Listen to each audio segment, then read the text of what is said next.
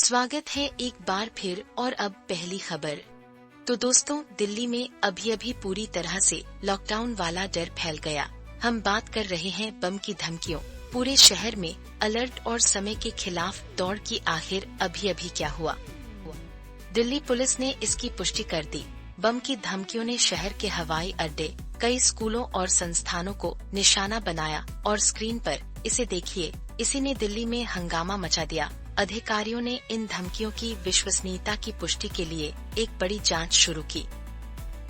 लेकिन असली चौंकाने वाला मोड़ तो अब आया है। उसी दिन पहले 2 स्कूलों, द्वारका में सीआरपीएफ पब्लिक स्कूल और सर्वोदय विद्यालय को भी ऐसे ही ईमेल मिले थे और यहाँ का टेक्स्ट ओवरले जो निष्कर्षों की पुष्टि करता है, हमें बताता है कि ये विशेष धमकियां दरअसल नकली थीं। पुलिस, अग्निशमन और बम दस्ते तैनात किए गए, लेकिन उन्हें कुछ भी संदिग्ध नहीं मिला। इसका मतलब है कि बड़े पैमाने पर संसाधन लगाए गए। कल्पना कीजिए उस अफरा तफरी, उस डर की, और सबूत इतने पक्के हैं कि उन्हें नकारा नहीं जा सकता, जो तेजी से तैनाती को दिखाते हैं। तो असली कहानी क्या है? क्या यह एक परीक्षण है, एक मजाक है, या कुछ और ज्यादा भयानक अभी भी छिपा है?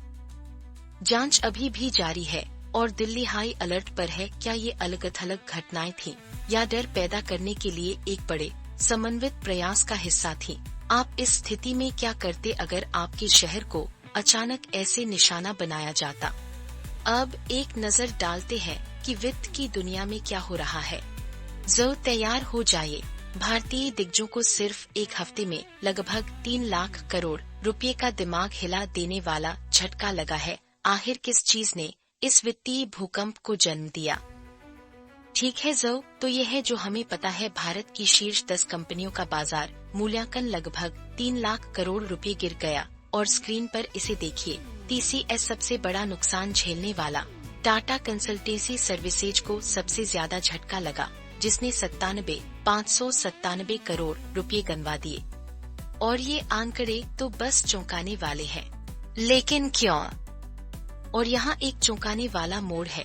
राष्ट्रपति ट्रंप ने अभी एक नया बड़ा झटका दिया है। अपनी स्क्रीन पर आप देख सकते हैं Trump's visa hike and tariffs. उन्होंने H-1B वीजा शुल्क बढ़ाकर $1 लाख कर दिया और फार्मा आयात पर 100% टैरिफ लगा दिया। यह सिर्फ बाजार में गिरावट नहीं है, यह एक रणनीतिक चोट है और इसके परिणाम तो होश उड़ाने वाले हैं। और सबूत यही आपके सामने है। IT दिग्गज इंफोसिस को 38,000 करोड़ रुपए का नुकसान हुआ, जबकि HDFC बैंक में 33,000 करोड़ की गिरावट आई। हर बड़े खिलाड़ी ने इसकी तपिश महसूस की। यह कोई अलग-थलग घटना नहीं थी, ये पूरे वित्तीय परिदृश्य में एक डोमिनो इफेक्ट था, जिसने अमेरिका में बड़े संचालन वाली कंपनियों को सबसे ज्यादा मारा। लोगों का गुस्सा तो जैसे फूट पड़ा है। विशेषज्ञ दीर्घकालिक प्रभाव पर पूरी तरह से बंटे हुए हैं। कुछ कहते हैं कि विविध मॉडल वाली कंपनियां इसे झेल सकती हैं, लेकिन दूसरे चल रहे दबाव की भविष्यवाणी कर रहे हैं। तो क्या यह एक अस्थायी झटका है या भारतीय बाजारों के लिए एक नए अशांत युग की शुरुआत है? ठीक है, अब बढ़ते हैं हमारी अगली खबर की ओर। तो दोस्तों, आपको इस पर यकीन नहीं होगा, अमेरिकी वाणिज्य सचिव ने एक ऐसा बम फोड़ा है जो पहले कभी नहीं हुआ। उन्होंने भारत को खुली चेतावनी दी है कि वे अमेरिका के प्रति सही तरीके से प्रतिक्रिया दे। वैश्विक व्यापार के लिए इसका क्या मतलब है?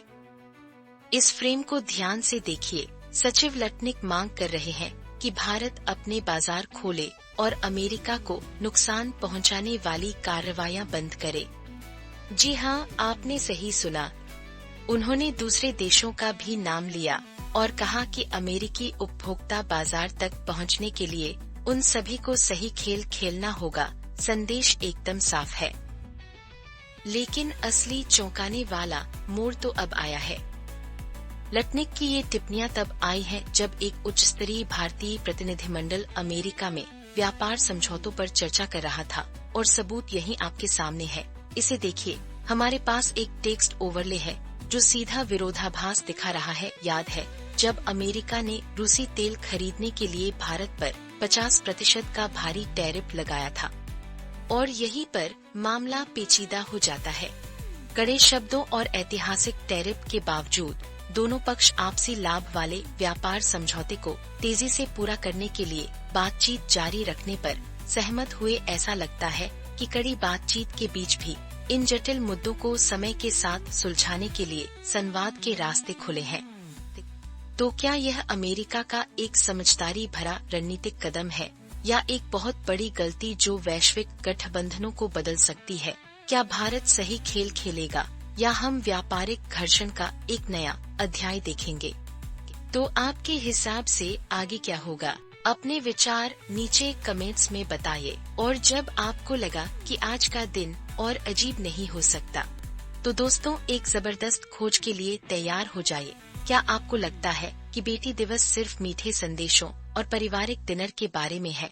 दोबारा सोचिए, इस दिन के पीछे एक शक्तिशाली छिपी हुई कहानी है, समानता की लड़ाई जिसने भविष्य को बदल दिया। क्या होगा अगर मैं आपको बताऊं कि यह उत्सव एक वैश्विक आंदोलन है? लेकिन इस कहानी में एक ऐसा मोड़ है जिस पर आप यकीन नहीं करेंगे। यह सिर्फ एक अच्छा महसूस कराने वाला दिन नहीं है।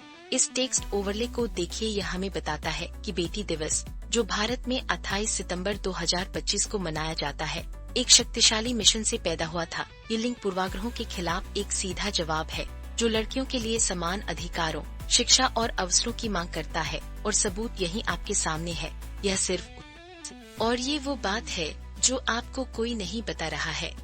ये दिन सिर्फ निष्क्रिय रूप से नहीं मनाया जाता। यह बदलाव के लिए एक सक्रिय अभियान है, जैसा कि टेक्स्ट ओवरले दिखाता है।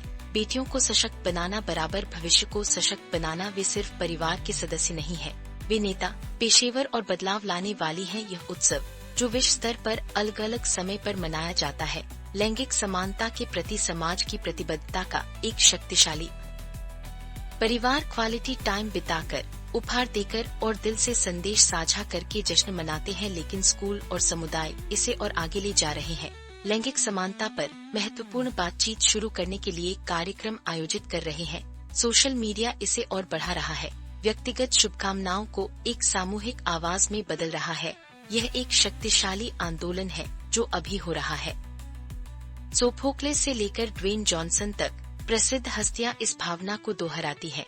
बेटियां सहारा है, खजाना है और सबसे बड़ा उपहार है। यह दिन हमें याद दिलाता है कि वे बोझ नहीं बल्कि भविष्य है। तो दोस्तों, आप अपने जीवन की अविश्वसनीय बेटियों का जश्न कैसे मना रहे हैं और आपके लिए सच्ची लैंगिक समानता का क्या मतलब है? फिलहाल के लिए इतना ही। आपसे फिर मुलाकात होगी कुछ और नई और दिलचस्प खबरों के साथ।